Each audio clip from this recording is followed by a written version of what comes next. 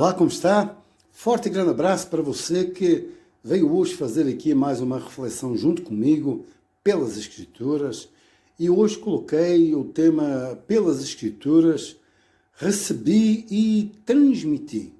Vamos ver então quem recebeu, o que recebeu e o que é que transmitiu. Vamos ler 1 Coríntios 15, no versículo 3 e 4, o apóstolo Paulo sendo usado pelo Espírito para falar o seguinte, leia: pois o que primeiramente lhes transmiti foi o que recebi, que Cristo morreu pelos nossos pecados, segundo as Escrituras, foi sepultado e ressuscitou no terceiro dia, segundo as Escrituras.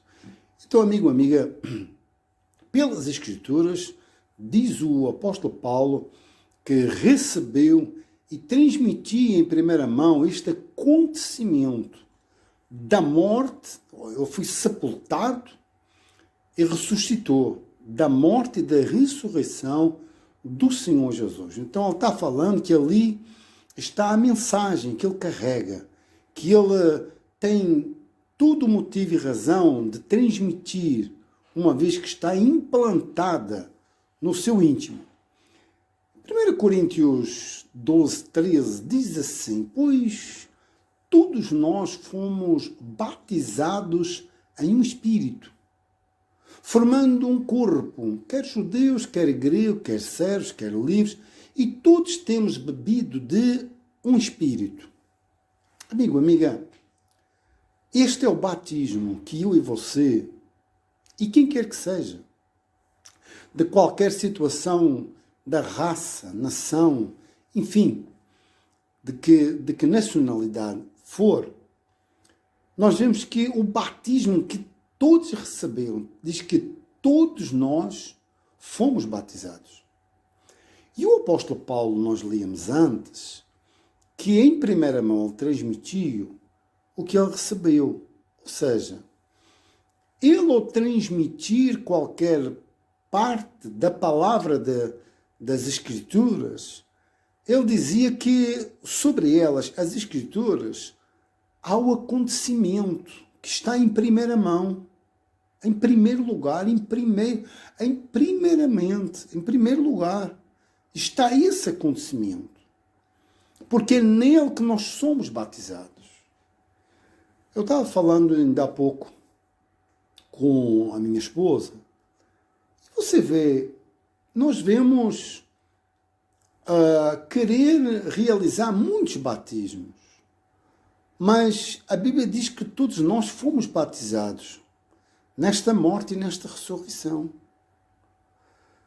Porque o apóstolo Paulo estava transmitindo o que no fundo, não somente ele carregava, ele tinha recebido, mas ele estava pregando o que vivia. E é aqui que nasce o culto.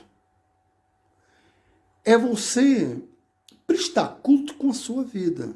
A mensagem chega, você crê, recebe-a de todo o coração, aplica na sua vida. E uma vez aplicando em tudo o que você é, e no passo do dia a dia, no que você faz, aí sim você está prestando culto. Você não vai ao culto, você é o culto. Porque quando você prestar culto, você presta em tudo o que você é. E quando você transmite, fica mais claro, fica mais nítido, fica mais transparente. O espírito, a vida de quem o escuta, fica mais autêntico à pessoa de quem se fala. E diz também em Hebreus, no capítulo 6, versículo 3, diz: por isso, pondo de parte os princípios elementares da doutrina cristã, deixemo-nos levar para quem? Para quê? Para o que é perfeito. Não lançando de novo a base do arrependimento de obras mortas e da fé em Deus, o ensino de batismos, da imposição de mãos, da ressurreição dos mortos e do juízo eterno. E agora diz, isso faremos se Deus permitir. Mas vamos correr, deixemos-nos levar para o que é perfeito. Corra para o Senhor Jesus, que Ele é o perfeito. Por isso é que eu estava falando com a minha esposa, como lhe dizia ainda há pouco, sobre esse assunto. Se a pessoa correr para o que é perfeito, se ela lançar-se aos pés daquele que, segundo as Escrituras, morreu, mas segundo as Escrituras ressuscitou, ela crer e se entregar, e na sua vida aplicar isso em todo momento, então ela passa a ser o culto de Deus na terra, porque o Filho do Deus vivo passa a habitar dentro de mim e de si. É essa a razão. Não adianta querer mostrar num batismo se lavando com água que está salvo. Nada disso vai garantir. Porque é quem crer. Quem crer. A questão não é o ato em si. Não, é crer. Se você creu, você é salvo. Não é o... Por isso é que eu lembro, quando fui pastor de muitas religiões, a gente comentava, poxa, aquela pessoa desceu à água um pecador seco e saiu um pecador molhado, mas continua vivendo a mesma vida, ou seja, nada no seu íntimo mudou. Ela não presta culto com a vida. Ela tem que ir a um lugar, prestar culto, ela tem que ter alguém que lhe imponha as mãos, ela tem que ter ali toda hora sobre ela alguém que a dirija, e você diz, não, mas tem pastor, tem bispo, tem apóstolo. Sim, todos esses serviços existem e sempre existirão até a vinda do Senhor Jesus. Isso não está em causa, mas nós quando recebemos em nós também a realidade pelas Escrituras, nos lançarmos para o que é perfeito, porque, amigo, amiga, enquanto você não se lançar de todo o coração nas mãos daquele que é perfeito, porque Ele é que é o verdadeiro pastor, Ele é que é o verdadeiro bispo, apóstolo, juiz, advogado e salvador da minha e da sua alma, da vida deste ou daquele pastor, bispo ou apóstolo, ou qualquer ser humano.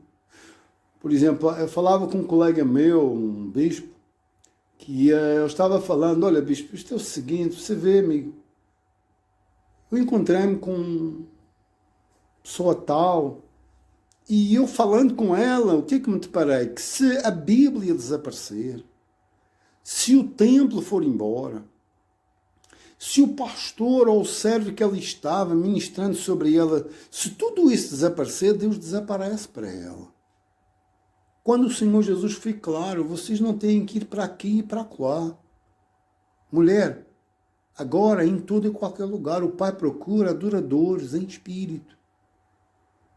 Agora, depois do brado de vitória está consumado e que o véu rasgou, agora nós entramos em sua presença. Temos acesso a esse pastor. Amigo, amiga, foi ele que pagou com a própria vida a minha e a sua salvação. A forma correta de nós prestarmos culto. E eu lá falando, bispo, é triste. Claro que sempre o Senhor Jesus coparticipa. Nós somos cooperadores com Ele. Na obra. Nós colaboramos. Nós anunciamos. Muito bem. Mas esse anúncio tem que estar às claras, como o apóstolo Paulo estava afirmando. O que eu recebi, eu transmito. Mas eu transmito porque eu estou vivendo o que eu recebi. Não é porque eu fui informado, então eu estou passando informação. Mas não vivo o que eu falo, o que eu prego. Aí, amigo, amiga, quem me ouvir não vai fazer sentido. Então há que ter este cuidado. Senhor, tu vens para mim, dizia João Batista, e eu preciso de ser batizado por ti. Não é o Senhor para mim. Só que naquele momento a lei estava em vigor. A graça e a verdade estavam entrando. Então o Senhor Jesus tinha que cumprir a lei. Para hoje nós sermos batizados na sua morte e na sua ressurreição. Se eu e você morrermos nesta vida, antes que Ele venha, Nós morremos crendo. E Ele nos ressuscitará no último dia. É essa a nossa esperança. É essa a nossa fé. E, por outro lado também, eu estava aqui vendo no livro de Romanos, no capítulo 6, no versículo 3, quando diz assim, leia: ou porventura ignorais que todos nós que fomos batizados em quem? Veja, em Cristo Jesus, fomos batizados aonde? Leia comigo, na sua morte. Fomos, pois, sepultados com Ele na morte pelo batismo, para que, como Cristo foi ressuscitado dentre os mortos, pela glória do Pai, assim também andemos nós, e agora veja, em novidade de vida. É para aplicar na vida. É receber também a verdade pelas Escrituras e, antes de querer transmitir, ou melhor, quando eu transmitir sempre primeiro com a vida.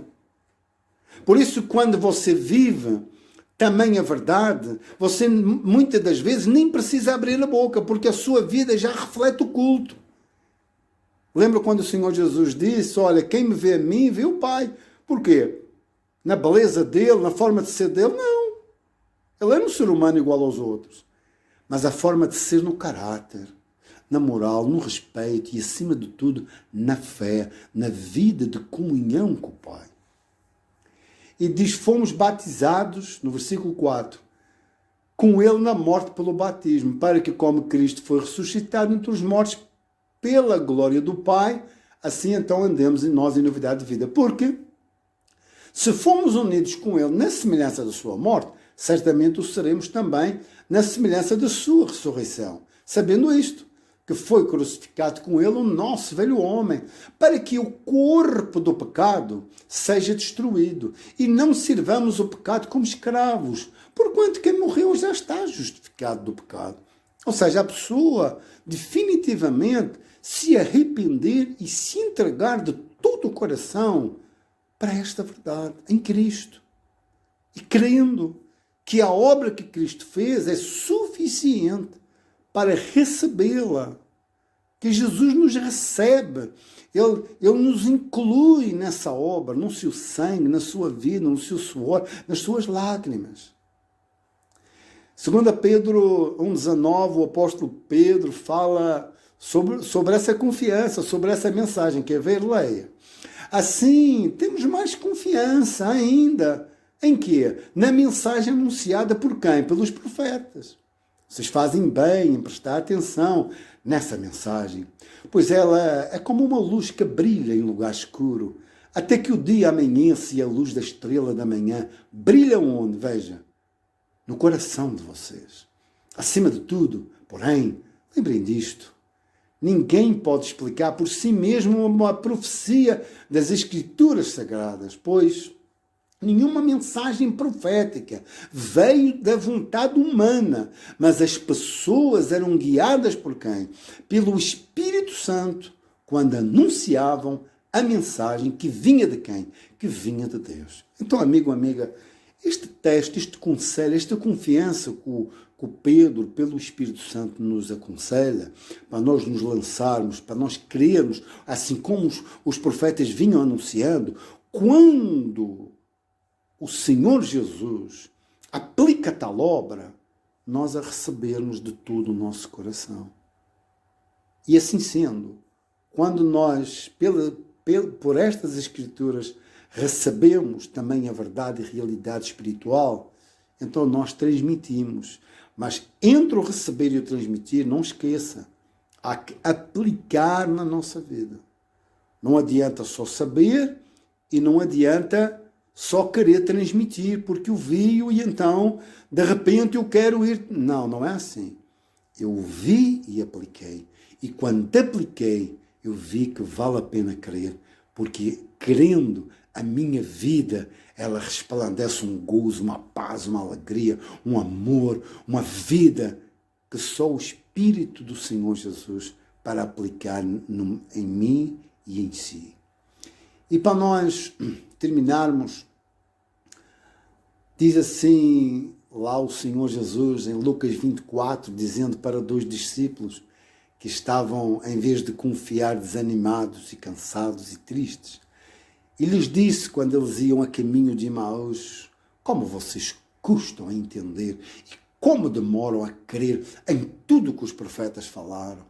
Não devia o Cristo sofrer estas coisas para entrar na sua glória?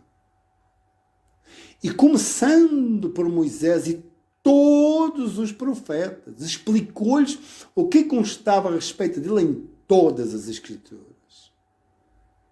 E depois disso, quando o Senhor Jesus se revela e vai embora, eles olham um para o outro e dizem assim, no versículo 32, perguntaram-se um ao outro, veja bem, não estava queimando o nosso coração enquanto ele nos falava no caminho e nos expunha as Escrituras? Então, amigo, amiga, nós vigiarmos o que recebemos, porque recebendo há que aplicar.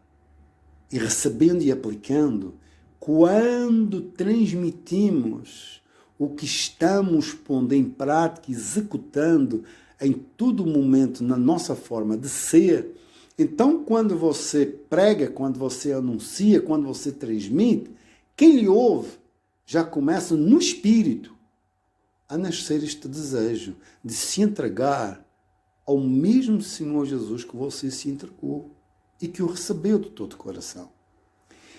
Ele, o Senhor Jesus, lá em Lucas 4, no versículo 16, é tão claro, e aqui eu vou terminar, quando ele diz assim, leia comigo, vale a pena, porque é o meu e o seu Salvador se expondo pelo Espírito. Diz assim, ele foi a Nazaré, onde havia sido criado, e no dia de sábado entrou na sinagoga. A sinagoga era o lugar de estudo das Escrituras, como era o seu costume, e levantou-se para ler. Foi-lhe entregue o livro do profeta Isaías. Abriu e encontrou o lugar onde estava escrito: o Espírito do Senhor está sobre mim, porque ele me ungiu para pregar boas novas aos pobres. Ele me enviou para proclamar liberdade aos presos e recuperação da vista aos cegos, para libertar os oprimidos e proclamar o ano da graça do Senhor.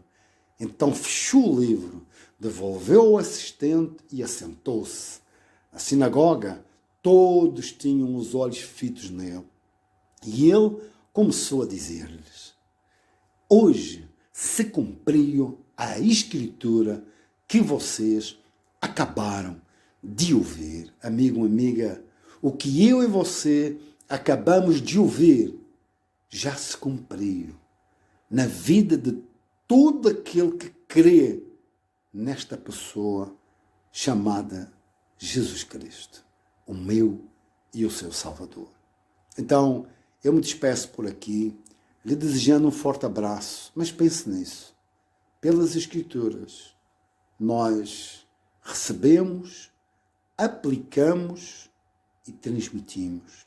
E ao transmitirmos o Espírito da palavra que nós recebemos em nós, esse mesmo Espírito vai, da forma que nos convenceu e cresceu em nós produzindo os seus frutos, vai também lançar-se através da minha e da sua vida, na vida de quem escuta, porque a palavra é Espírito e é vida, mas é Espírito e é vida naquele que aplica em si e vive dependendo dessa verdade. Que Ele te abençoe poderosamente, como você nunca na vida foi. Até a próxima reflexão. Forte abraço.